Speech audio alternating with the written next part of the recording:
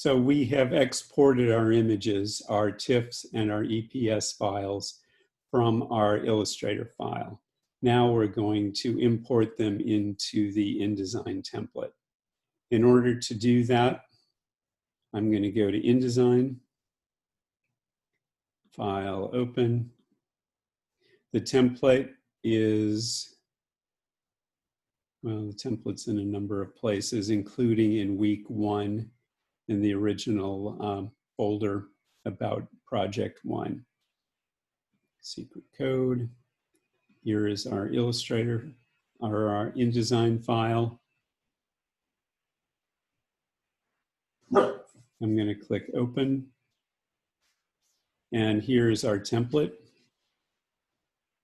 At the bottom, you want to add your name.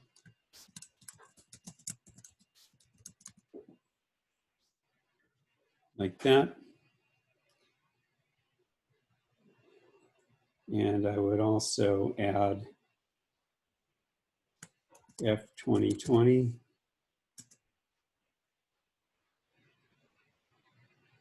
Now, we want the TIFF files on the left side and the EPS files on the right side. I'm going to take my black arrow, my selection tool. I'm going to go to File. It's a good idea to not make sure that nothing is selected. Like for instance, if this text box down here is still selected, which it is, when I go to drop an image in, it's going to automatically place it there, and I don't want that. So I'm going to click either here, or I can click here outside of the image, outside of the document. And I'm going to go to File, and I'm going to go to Place. This is how we place images in InDesign. And I'm going to go to my desktop, and I'm going to go to Secret Code. And so first I'm placing the TIFF files. So I'm going to click on this TIFF file, and I'm going to click Command. I think you click Control on a PC, and you can select multiple images. Like that. You do not have to do it this way.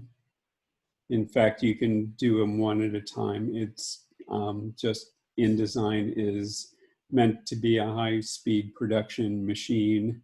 And since we're using sequential images, this will be fairly super efficient, actually. I click Open. You'll see that I have an image on my cursor, and I can click there, there, there, there. So I'm just clicking on the image boxes, and because they're square, they will just drop in perfectly, and it'll size automatically to the box. And I want to double check to make sure that all my images are different, and they are. Next, I'm going to click off of everything, make sure everything's deselected. You can also go to Object, maybe you can't, Select. Okay, I guess you can't. I'm just clicking off of everything, and that's what you want to do.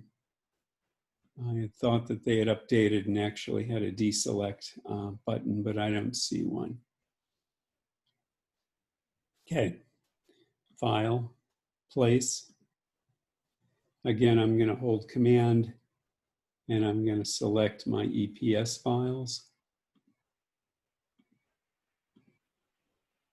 The reason I made sure I renamed my files was because clearly this way I can just click them in order and I don't have to pay much attention to it. Click Open. And now I'm going to click and click.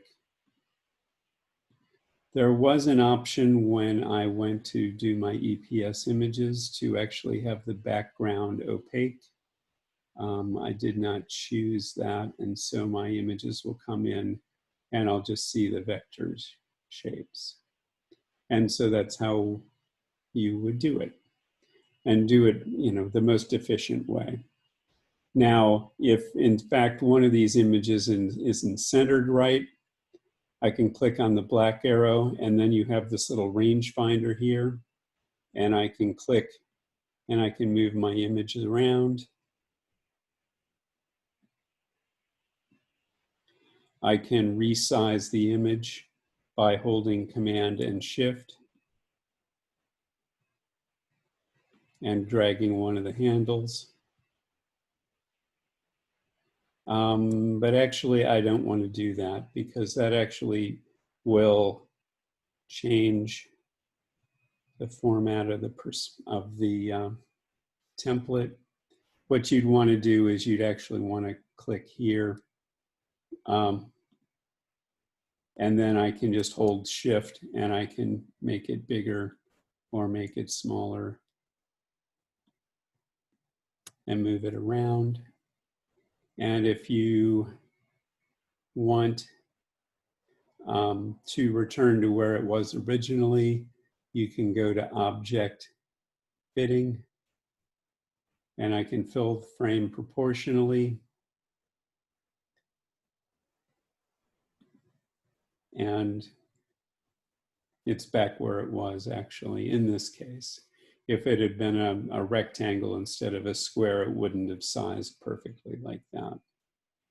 And then I want to save this file, save as, and I'm going to save it as secret code underscore F2020 underscore Nettles. Excuse me, I need to move it there.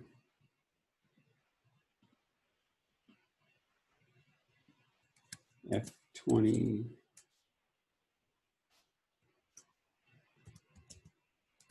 underscore Nettles,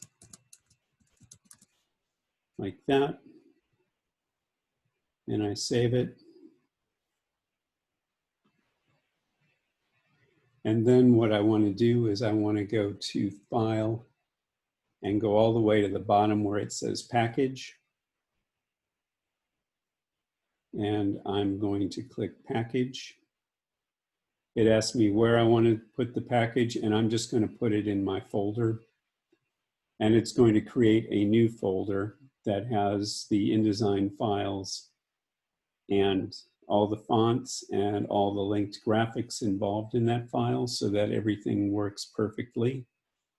And I'm going to go ahead and change the Select PDF preset to press quality, which would be the highest quality. And I'm going to hit Package. It asks me whether it wants me to make sure that I'm not just sending fonts to any old person, because copyright says that anybody who gets this file and needs to use the fonts should pay for the copyright or pay for the fonts so that they have clear copyright to use them. This would apply to clients. If you send files to printers, that's generally accepted that you don't need to worry about that because the printer is only going to use it just for outputting your files. Click OK. Here it's saving. I now go back to my desktop, and you will see that in my folder, I have a folder called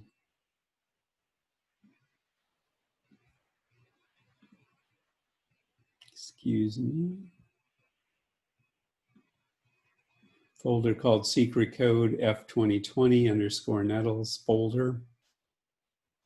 If I click here, I'll see that for whatever reason, they've included Arial and Arial Bold. The links are, it includes all my EPS and TIFF files. You might again check to make sure that all the numbers are there. And then I have an IDML file, an INDD file. The INDD is openable in the latest version of InDesign. The IDML is open in any version all the way back to version 4. And then I have my PDF file, which looks like that. And I'm just going to take that whole folder. And in the Mac, I'm going to go to File, Compress. On the PC, you'd hit right click, and you have an option for compressing so that you can send it via email. We do that. And then I have this full file here, which has secret code. It has the date, it has your name, and then it says folder and .zip. And this .zip file is the file that you would submit for the final project.